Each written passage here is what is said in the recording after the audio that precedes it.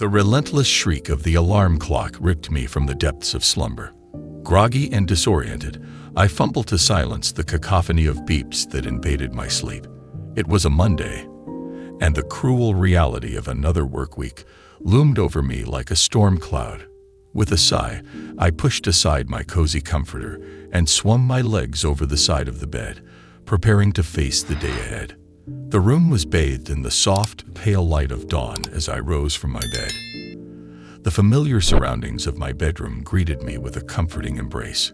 The vintage wooden dresser against one wall, the framed family photos adorning the opposite one, and my nightstand, a sturdy oak table that had served me well for years. As I reached for my robe hanging on a hook near the closet, a chill raced down my spine. Something felt off. I couldn't quite put my finger on it, but the atmosphere seemed charged with an unusual tension.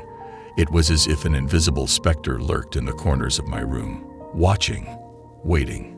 Shrugging off the unease as remnants of a dream, I continued my morning ritual. The scent of brewing coffee wafted in from the kitchen, a comforting promise of caffeine to jolt me awake. I turned to make the bed, but as my gaze fell upon the nightstand, a gasp caught in my throat. There, in the dim morning light, I saw it, a small folded piece of paper placed deliberately at the center of the nightstand. My heart pounded in my chest as I approached cautiously, my fingers trembling as I picked up the mysterious note. The handwriting was jagged and unnatural, like the scrawl of a child learning to write. It read, "I see you when you sleep." A shiver crawled down my spine, and I glanced around the room, half expecting to see a sinister figure lurking in the shadows. But the room remained empty, save for the early morning light filtering through the curtains. I had heard stories of sleep paralysis, of people experiencing vivid and terrifying hallucinations during the transitional state between wakefulness and sleep. I tried to convince myself that this was just a strange episode, a vivid dream that had spilled over into reality. But deep down, a gnawing fear took root in my gut. I hastily finished making the bed, my mind racing with a torrent of unsettling thoughts. Who had left that note? How had they entered my locked bedroom?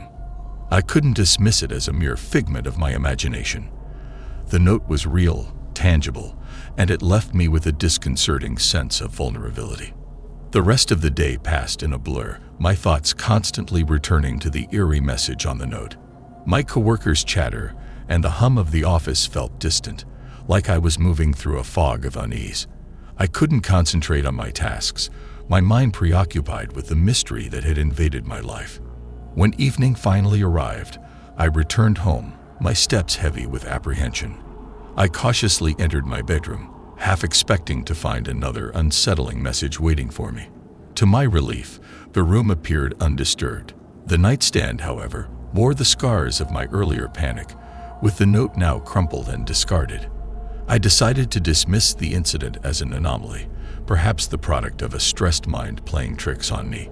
Yet a seed of doubt remained, a gnawing uncertainty that refused to be extinguished. As I slipped beneath the covers that night, I couldn't shake the feeling that something was terribly wrong. Little did I know that the events of that night would plunge me into a nightmarish world of terror and uncertainty, where the boundaries between dreams and reality would blur, and a malevolent force would torment my very existence. The room grew dark as the last vestiges of daylight disappeared behind the curtains. I lay in bed, staring up at the ceiling, trying to push aside the nagging sense of unease. Sleep, however, eluded me like a mirage in the desert. As the hours ticked by, I began to drift into fitful slumber. It was then that I felt it, an oppressive weight pressing down on my chest, a sensation of paralysis that clawed at my consciousness. Panic surged through me as I realized that I was trapped, unable to move or even cry out.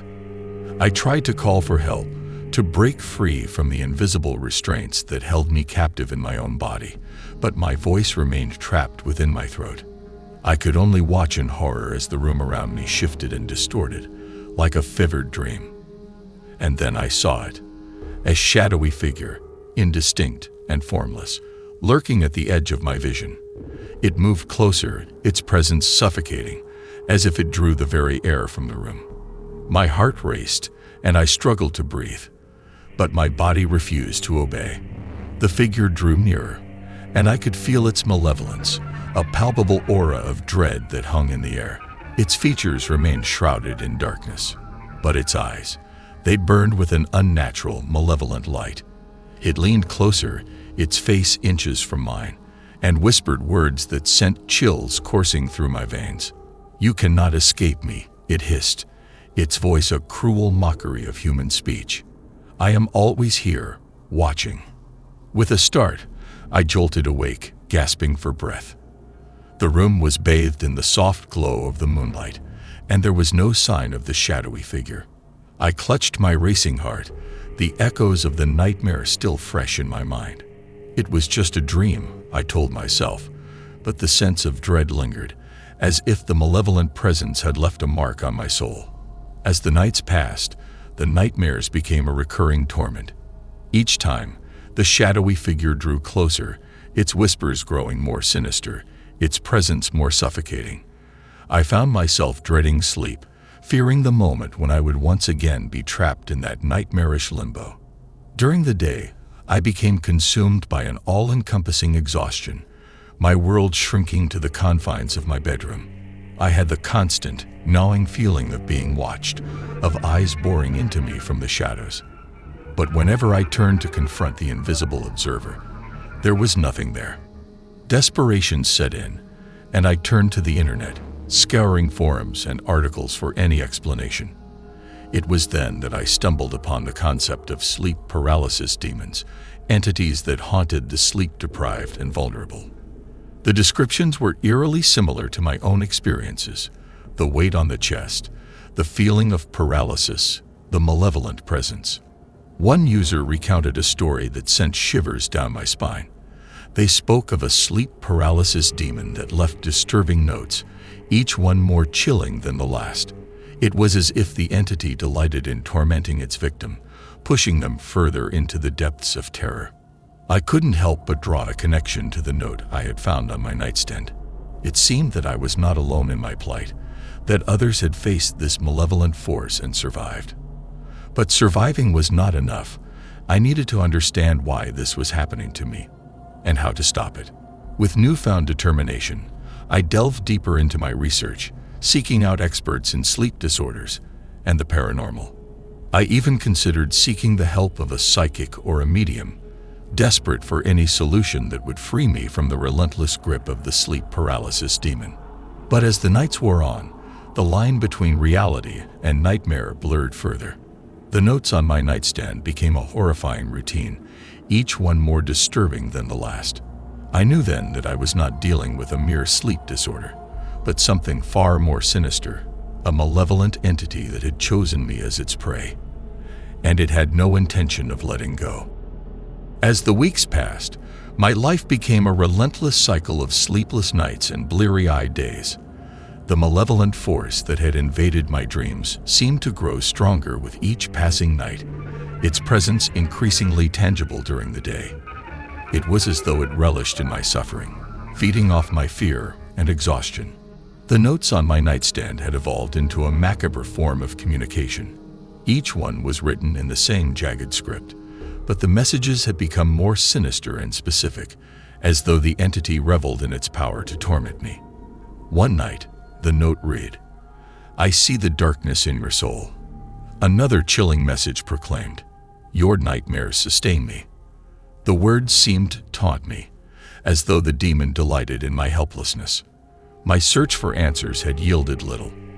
I had consulted sleep specialists, psychologists, and even paranormal investigators, but no one could offer a satisfactory explanation. Some suggested medication to induce dreamless sleep, while others insisted on therapy to address any underlying psychological issues. None of their proposed solutions brought me any relief. Desperation drove me to seek out a psychic medium named Cassandra, a woman rumored to have dealt with malevolent entities in the past. I met her in a dimly lit room filled with the scent of burning sage.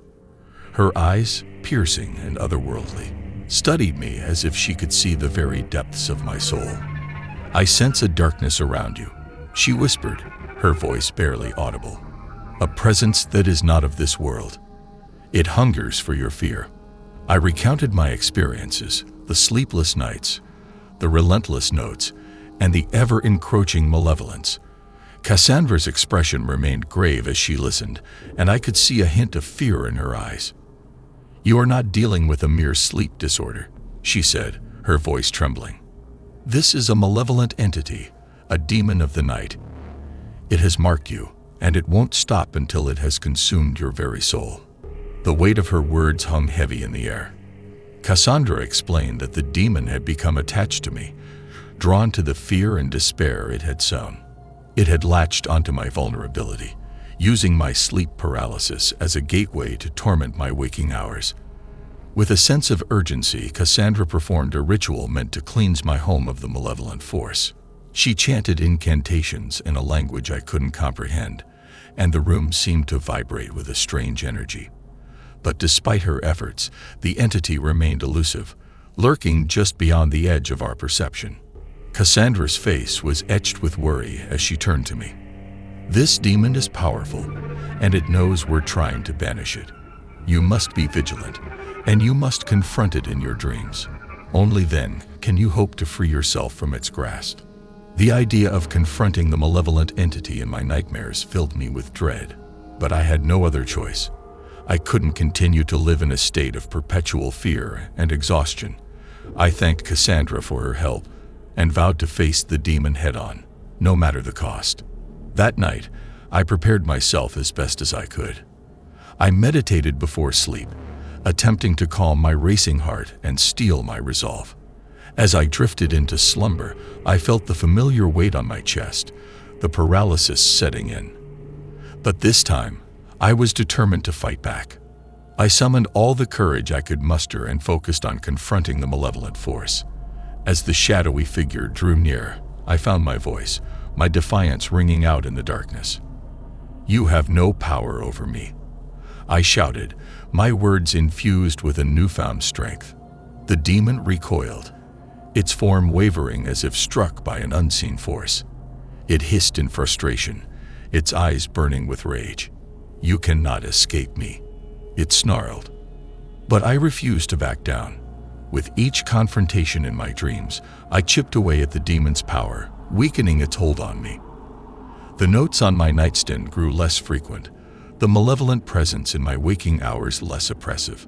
I was not alone in this battle, and I knew that as long as I had the will to resist, I could overcome the darkness that had plagued me for so long. The path ahead was uncertain, and the malevolent entity remained a formidable adversary, but I was no longer a helpless victim.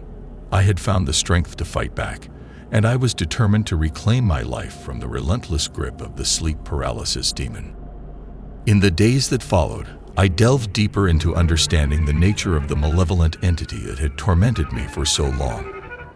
Cassandra had opened my eyes to a world beyond the ordinary, a realm where malevolent spirits and demons roamed unchecked.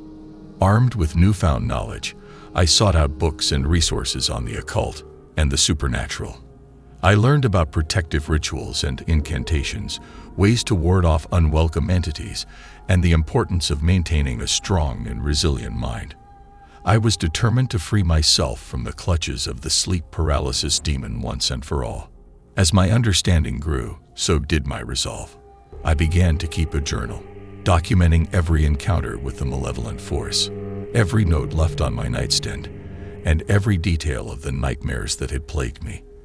I believed that if I could uncover a pattern or a weakness, I might find a way to banish the demon for good. The notes, though disturbing, revealed a twisted narrative. They seemed to be taunting me, as though the demon delighted in my fear and helplessness.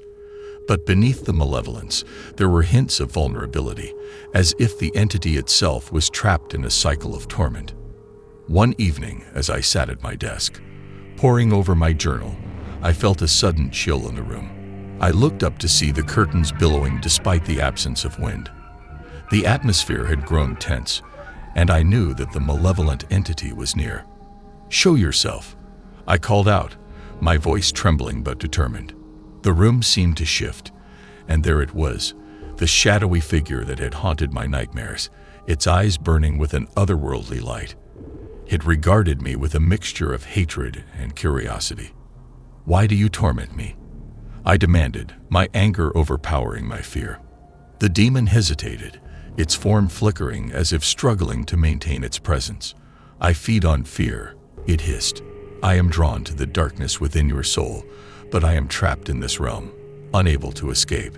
I felt a pang of empathy, a glimmer of understanding for the entity that had caused me so much suffering.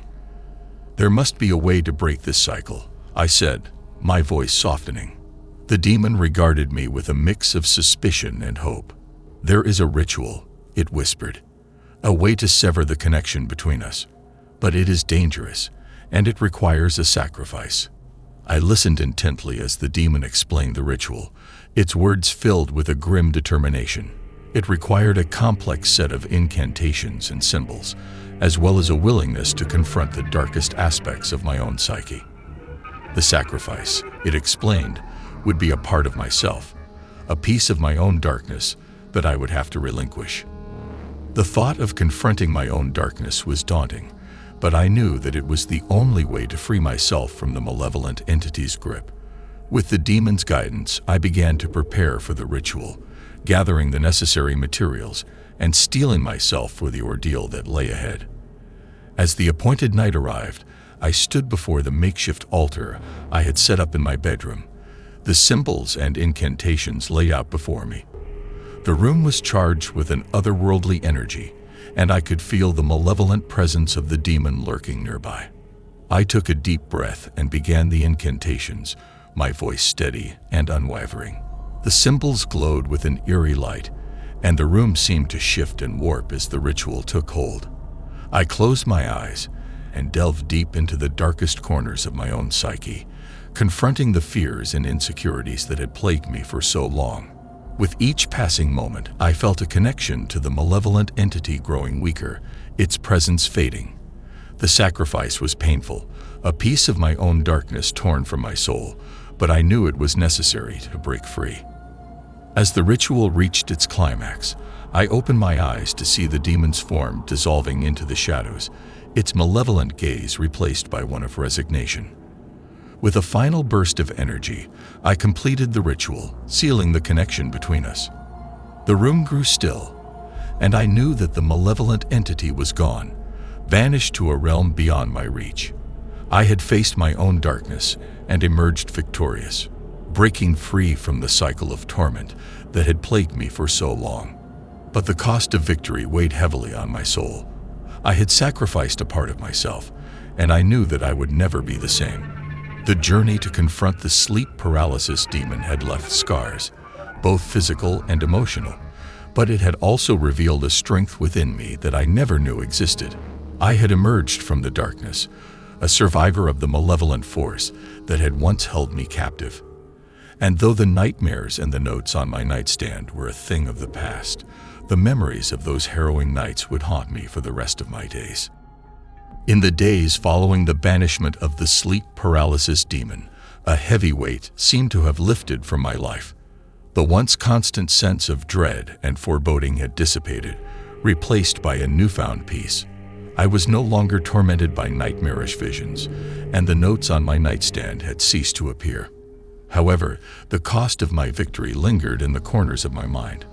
I had sacrificed a piece of my own darkness, a part of my soul, to sever the connection with the malevolent entity. It left me with a lingering sense of emptiness, a void where once my inner demons had resided. I sought solace in therapy, sharing the harrowing tale of my ordeal with a compassionate psychologist named Dr. Miller. She helped me navigate the complex emotions that had surfaced in the aftermath of my battle with the sleep paralysis demon. "You've faced your own inner demons and an external one," she remarked during one of our sessions. "It's natural to feel a sense of loss and emptiness, but it's also an opportunity for healing and growth." With Dr. Miller's guidance, I began the process of rebuilding my life. I explored mindfulness and meditation to reconnect with my inner self and to fill the void left by the sacrifice I had made. It was a slow and arduous journey, but I was determined to emerge from the darkness stronger and more resilient than before. As the months passed, I found solace in the simple joys of life, the warmth of the sun on my face, the laughter of friends, and the beauty of everyday moments. The scars of my ordeal remained, both physical and emotional, but they served as a reminder of the strength I had discovered within myself. Despite the trauma I had endured, I was determined to use my experience to help others who might be suffering from similar torment. I began to share my story with online communities, offering support and guidance to those who had faced their own sleep paralysis demons. It was a way to give purpose to my pain, to turn my ordeal into a source of strength. Over time, I became a symbol of hope for those who had felt trapped by their own nightmares. I received messages from people all over the world, sharing their own stories and seeking advice. It was a humbling experience, a reminder that even in the darkest of times, there is the potential for light and healing. Life, though forever changed, had taken on a new meaning. I had emerged from the depths of terror and despair, reborn as a survivor. The sleep paralysis demon that had once haunted my every moment was now a distant memory, a shadow from the past. But I knew that the darkness was never truly gone. It still lurked in the hidden corners of the world, waiting for its next victim. My battle had been won, but the war against malevolent forces continued. And so I remained vigilant, knowing that the strength to confront the darkness lay not only within me, but within the countless others who had faced their own demons and emerged victorious. Life had returned to a semblance of normalcy. The nightmares and the malevolent entity that had once plagued my existence had become distant memories, relegated to the depths of the past. I had found peace and purpose in helping others confront their own demons, sharing my story as a beacon of hope. But the vigilance remained. I knew that the malevolent forces that had tormented me could return, drawn to the vulnerability of those who walked the thin line between wakefulness and sleep. I had become a guardian, a protector of the sleepless and the haunted. As the years passed, I continued to offer support and guidance to those in need. I became an advocate for understanding and addressing sleep disorders, shedding light on the very real terrors that could manifest in the night. I collaborated with experts and researchers, working to demystify the mysteries of the sleep paralysis demon and other malevolent entities that lurked in the shadows. And though the malevolent force had retreated from my life, I could never forget the lessons it had taught me: the strength of the human spirit, the resilience in the face of darkness, and the power of empathy and compassion. My sleepless nights had transformed into nights of vigil, a watchful eye cast over those who still battled their own demons. The darkness would always be there, lurking at the edge of our consciousness, but together we could confront it, face it, and emerge from the depths stronger and more resilient than ever before. And so I remained vigilant, a guardian of the night, a survivor of the sleep paralysis demon's torment, and a symbol of hope for those who still walk the shadowy path between dreams and reality. The end.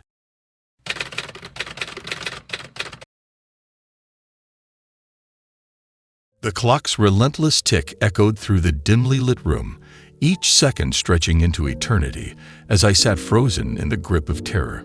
My heart pounded against my chest, the rhythm erratic like a prisoner trying to escape its cell. My palms were clammy, my throat parched, and a sense of dread clung to me like a shroud. It had been years since I last saw him, or rather, it. My childhood imaginary friend, an entity that had once been my source of comfort, was back. But it was no longer the friendly, benevolent presence I remembered. No, something sinister had taken its place. I suppose I should start from the beginning, from those hazy days of innocence when imagination held no bounds. When I was a child, I had an imaginary friend named Charlie. He was a tall, shadowy figure with piercing, glowing eyes that shone like twin stars in the dark. Back then, he had been my confidant, my playmate, and my solace. We shared secrets and adventures, and he always seemed to know how to make me feel better when I was sad or scared. But childhood innocence fades, and so did Charlie. As I grew older, I outgrew my imaginary friend. The demands of school, teenage friendships, and life's everyday struggles replaced the need for a spectral companion. Charlie became nothing more than a distant memory, a relic of my youth. That is, until last night. I had returned to my childhood home for a brief visit. My parents had decided to downsize, and the old house was about to be sold. As I walked through the creaking wooden floors and ran my fingers along the peeling wallpaper, memories of my youth flooded back. Some warm and nostalgic, others forgotten and unsettling. The encounter happened in the middle of the night. I awoke to an eerie silence, the kind that makes you acutely aware of your own breathing. Moonlight filtered through the curtains, casting elongated shadows across the room. I turned over in bed, expecting to drift back into slumber, but then I saw him. Charlie stood at the foot of my bed, his outline barely discernible in the dim light. His eyes, once comforting, now gleamed with an unsettling intensity. They bore into me, their luminescence hypnotic and menacing. I tried to scream, but my voice caught in my throat. Panic surged through me, paralyzing every muscle. Charlie didn't move, but his presence was suffocating, like a malevolent force weighing down on my chest. Slowly, agonizingly, he raised a long, bony finger to his lips, signaling for silence. I nodded, my body trembling uncontrollably. He seemed to smile, though the expression was devoid of warmth. It was a smile that sent shivers down my spine, a smile that promised unspeakable horrors. The minutes stretched into hours as we locked eyes, and I couldn't look away. I couldn't escape the feeling that Charlie was testing the boundaries of our newfound reunion, probing to see how much terror I could endure. Finally, as the first rays of dawn crept through the curtains, Charlie retreated, fading into the shadows like a phantom. I was left alone, shaken and bewildered, with the chilling realization that my childhood imaginary friend had returned, and he was no longer friendly. In the pale light of day, I tried to convince myself that it had all been a nightmare, a grotesque figment of my imagination. But the cold, hard reality of my racing heart and trembling limbs told a different story. Charlie was back, and he was real. The nightmare had only just begun. Morning sunlight streamed through the windows, vanishing the shadows that had concealed Charlie's return. The events of the night seemed like a distant, fading nightmare, but the sense of dread still clung to me like a stubborn stain. I needed to know more about what was happening, to understand why Charlie had resurfaced, and why he was no longer the friend I had once known. My parents, unaware of my nocturnal encounter, greeted me with smiles as I joined them for breakfast in the kitchen. The familiar scent of pancakes and coffee was oddly comforting, like a lifeline to sanity. I hesitated to bring up my strange experience. They would surely dismiss it as a product of a troubled mind or a lingering dream. Instead, I decided to revisit the past, to sift through old boxes of childhood mementos stored in the attic. Perhaps buried among the relics of my youth, I would find clues about Charlie's origins and why he had returned. The attic was a treasure trove of nostalgia, filled with dusty cardboard boxes, forgotten toys, and faded photographs. I pulled out a box labeled Childhood Memories and began to sort through its contents. Among crayon drawings, school report cards, and trinkets from long-forgotten birthdays, I found it, a tattered journal. The journal was mine, but I barely remembered keeping one as a child. Its pages were filled with childish scrawls, a window into my thoughts and feelings during those formative years. As I flipped through the pages, I stumbled upon an entry from my 8th birthday. Charlie came to visit again today. I had written in neat, careful handwriting. He said he'll always be here to protect me. He's my best friend in the whole world. The words sent a chill down my spine. Charlie had been a constant presence even then, and I had believed he was there to protect me. But from what? The journal held no further explanations, only a series of similar entries recounting adventures with my spectral friend. As I delved deeper into the journal, I found hints of my younger self growing increasingly distant from Charlie.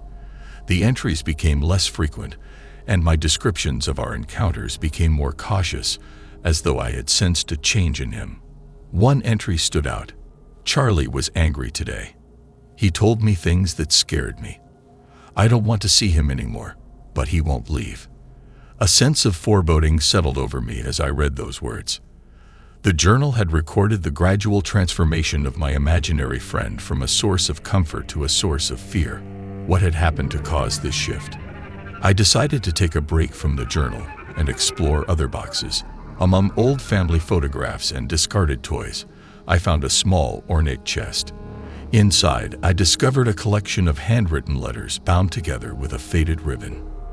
They were addressed to me and signed by a name I had long forgotten: Isabella. The letters were filled with cryptic warnings and pleas for help. Isabella wrote about a curse, about how she had unwittingly summoned something malevolent into my life when we were children. She had been my neighbor and had dabbled in dark rituals, thinking them harmless games. But one ritual had gone awry, binding an evil presence to my young, impressionable mind. As I read Isabella's letters, the pieces of the puzzle fell into place. Charlie had never been imaginary. He had been a manifestation of the malevolent force that Isabella had unleashed. He had protected me in his own twisted way, a guardian of darkness. But now, as I returned to the old house, the malevolence within Charlie had grown stronger. The curse that bound us had awakened, and my former protector had become a tormentor. I had to find Isabella, if she still lived, and uncover the secrets to breaking the curse before Charlie's sinister influence consumed me entirely. My search for answers had only just begun, and I couldn't help but wonder if I was destined to confront the horrors of my past to free myself from the nightmare that had become my present. Armed with newfound knowledge about Charlie's origins and the curse that bound us, I embarked on a quest to locate Isabella, the only person who might hold the key to breaking the malevolent bond. My parents, oblivious to the eerie events unfolding in their own home, bid me farewell as I set out to find Isabella, who had long since moved away from our childhood neighborhood.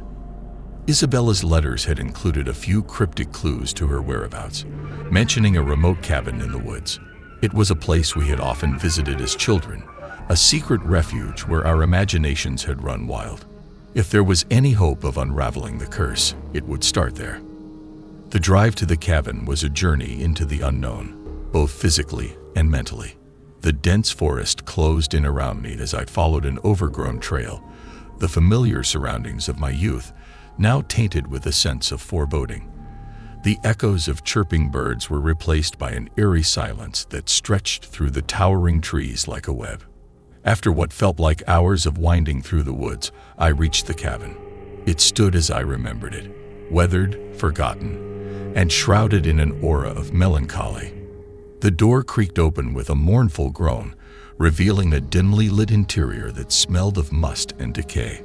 Searching the cabin, I found a scattering of dried herbs, a worn book on the occult, and a dust-covered altar. It was clear that Isabella had continued her experiments with dark magic even after our childhood encounters, trying desperately to undo the curse she had unknowingly inflicted upon me. Among her possessions, I discovered a journal filled with desperate, rambling entries. She wrote about her guilt, her fear, and the relentless pursuit of a way to break the curse. Her final entry was a haunting plea. "I can't stop it. The darkness has grown too strong. I don't know if this journal will ever be found, but if it is, please, for the love of all that is holy, find a way to end this curse. It is my fault, and I can never forgive myself for what I've done." The journal left me with more questions than answers. How had Isabella ultimately failed in her quest to break the curse? What had become of her? And how could I hope to succeed where she had not? As night fell, I decided to spend the night in the cabin, determined to search for any additional clues in the morning. But sleep eluded me. The cabin seemed to come alive with sinister whispers, the very walls bearing witness to the malevolent force that had taken root within me. In the dead of night, I heard a faint scratching sound, like long, bony fingers tapping against the cabin's wooden walls. My heart raced as I followed the sound, and it led me to the cabin's basement, a place I had always feared as a child. Descending the rickety wooden stairs, I found myself in a dimly lit chamber. The air grew colder, and an oppressive presence filled the room. There, in the center, surrounded by flickering candlelight, stood a grotesque altar. It was adorned with strange symbols and sigils, and at its center lay a tattered, blood-stained doll, resembling Charlie. I knew then that Isabella had performed a ritual here, a desperate attempt to sever the curse that bound me to Charlie. But something had gone horribly wrong, and the curse had only grown stronger, transforming my once friendly imaginary friend into a nightmarish entity. As I reached out to touch the doll, a bone-chilling voice echoed through the chamber. "You can't escape, my friend," it whispered, a mockery of the voice I had known as a child. "You and I are bound for eternity." The realization struck me like a physical blow. I had come seeking answers, but I had only deepened the connection to the curse that held me captive. My quest to break the malevolent bond had brought me face to face with the very source of my torment. As the candle flames flickered and danced, I felt an icy presence close in around me. Charlie was here, in the basement of the cabin, and there was no escape. I was trapped in a nightmare, and the darkness was closing in. In the dimly lit basement of Isabella's cabin, I confronted the malevolent presence that had once been my childhood imaginary friend. Charlie's eyes glowed with an unholy light, and the room seemed to pulse with a sinister energy. The realization hit me like a sledgehammer. I was trapped, bound to this cursed entity, with no way out. Charlie's voice, a grotesque imitation of the comforting one from my childhood, continued to taunt me. "You can't escape, my friend. You and I are bound for eternity." Fear coursed through my veins, but I refused to succumb to the paralyzing terror that had gripped me in my own home. Isabella's desperate attempts to sever the curse had led her to this dark place, and I was determined to uncover the truth behind her failure. With trembling hands, I reached for the blood-stained doll that lay upon the altar. It felt cold and lifeless, a grotesque caricature of the friend I had once known. As my fingers brushed against it, a surge of memories flooded my mind, memories of my childhood, of the innocent laughter and friendship that Charlie had once provided. I closed my eyes and focused on those memories, trying to summon the courage to confront the malevolent force that Charlie had become. The room seemed to respond, as if the walls themselves were listening, and for a brief moment, the oppressive darkness wavered. In that moment of clarity, I realized that the key to breaking the curse might lie in my own ability to confront the darkness within myself. The curse had thrived on fear and vulnerability, and if I could find a way to reclaim my own strength, perhaps I could weaken Charlie's hold. With newfound determination, I whispered, "You're not the friend I once knew, Charlie.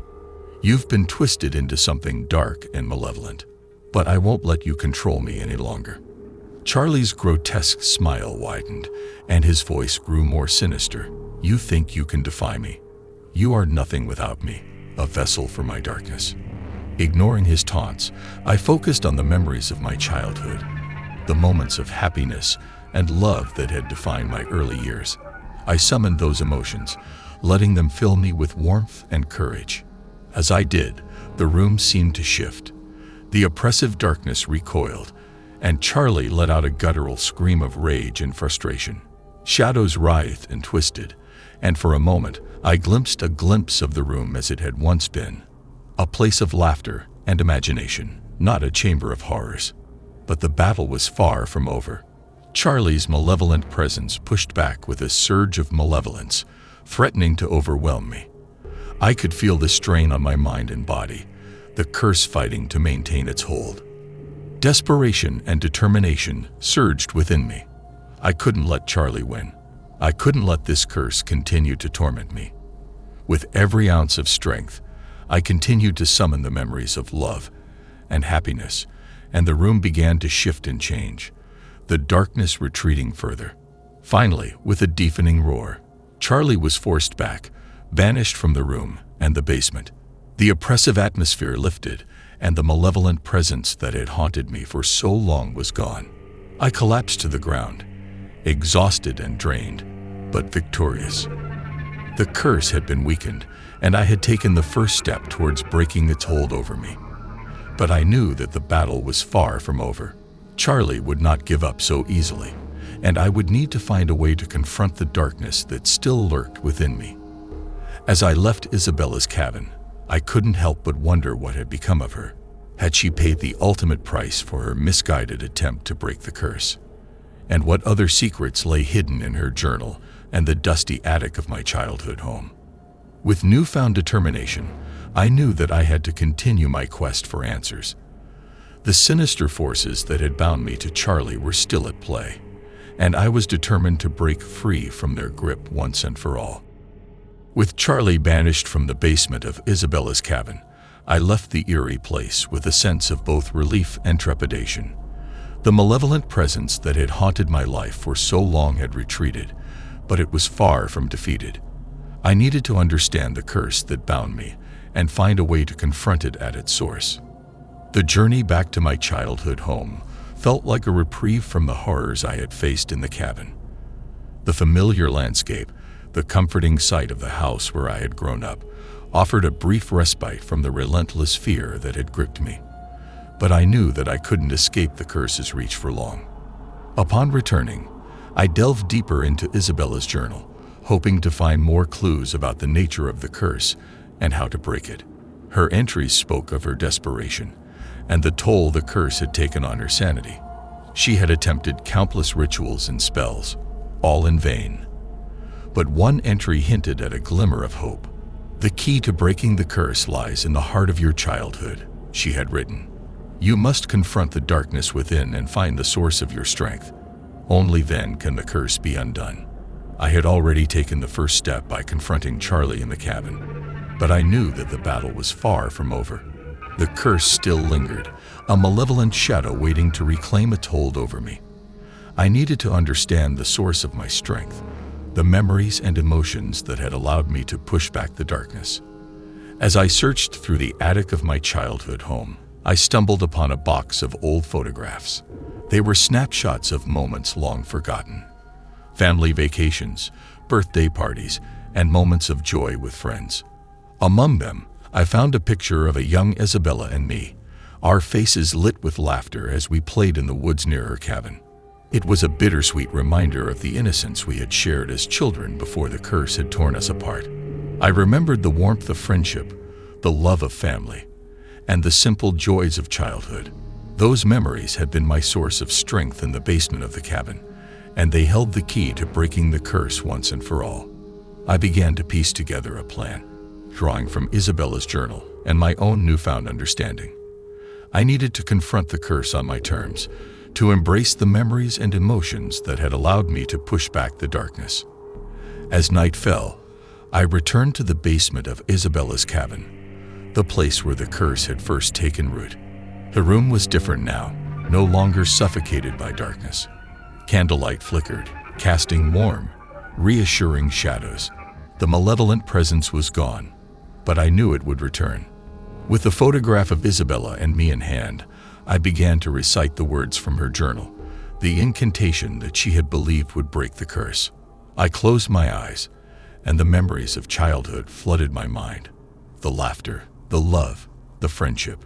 I let those emotions fill me, strengthening my resolve. The room seemed to respond, the very air vibrating with a sense of anticipation. The curse fought back, its darkness clawing at the edges of my consciousness. But I held on, embracing the memories that had defined my childhood, the source of my strength. With a final, determined recitation of the incantation, I felt a surge of energy. The malevolent presence that had haunted me for so long shrieked in agony, retreating further and further until it was gone, banished from the basement, and I hoped, from my life. I opened my eyes, the room bathed in the gentle glow of candlelight.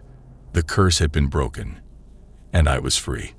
Tears of relief and triumph welled up in my eyes. The battle had been long and terrifying, but I had emerged victorious. As I left the cabin for the final time, I couldn't help but think of Isabella and the price she had paid for her misguided actions.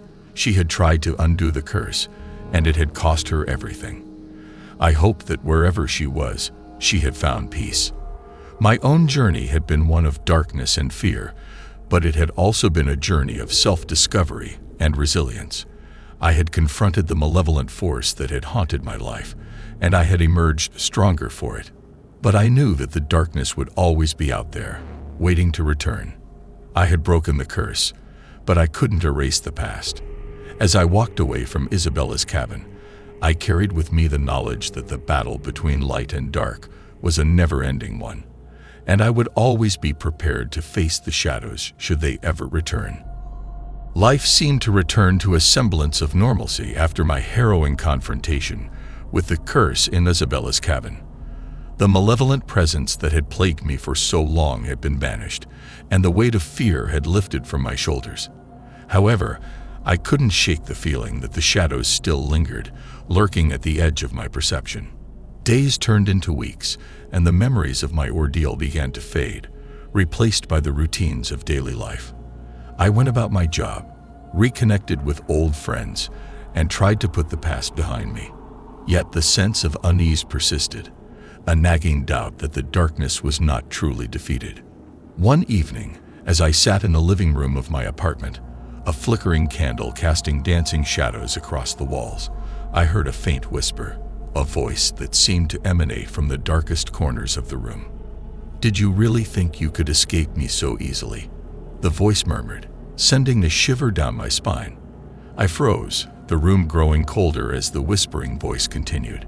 "You may have broken the curse, but you can never be free of me. I am a part of you now, a shadow that will always follow you." I knew that voice. It was Charlie's, and it carried with it the malevolence that I thought I had banished forever. Panic surged within me, and I turned to see a faint, shadowy figure in the corner of the room, its eyes gleaming with an unholy light. "No," I whispered, my voice trembling. "I defeated you. You can't be here." Charlie's laughter echoed through the room, a chilling sound that sent a wave of dread coursing through me. "Defeated me? Oh, my friend, you have only made me stronger. I am not bound by a curse anymore. I am bound to you." The truth of his words hit me like a sledgehammer.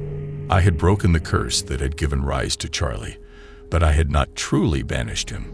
He had become a part of me, an insidious presence that would always be lurking, waiting for an opportunity to return.